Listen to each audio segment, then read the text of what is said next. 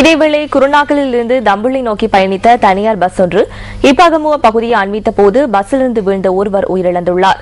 நேற்றிரவு 10:15 அளவில் இந்த விபத்து இடம்பெற்றுள்ளது. தம்புள்ளை குருநாகல் பிரதான வீதியின் இப்பாகமுவ பஸ் தரிப்பிடத்திற்கு முன்னால் இந்த விபத்து இடம்பெற்றுள்ளது. பஸ்ஸிலிருந்து வெளியே வீழ்ந்த குறித்த நபர் கொகரெல்ல வைத்தியசாலையில் அனுமதிக்கப்பட்டதன் பின்னர் உயிரிழந்ததாக போலீசார் கூறினர்.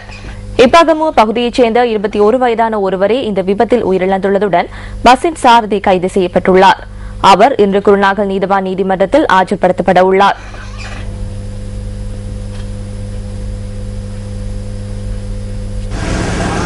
இதேவேளை கடுகண்ணாவ பிரதேசத்தில் லாரியொன்று விபத்துக்குள்ளாகியுள்ளது.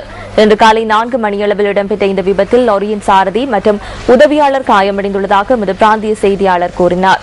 இன்று காலை 10 மணியளவில் குறித்த லாரி வீதியில் இருந்து அகற்றப்பட்டுள்ளது.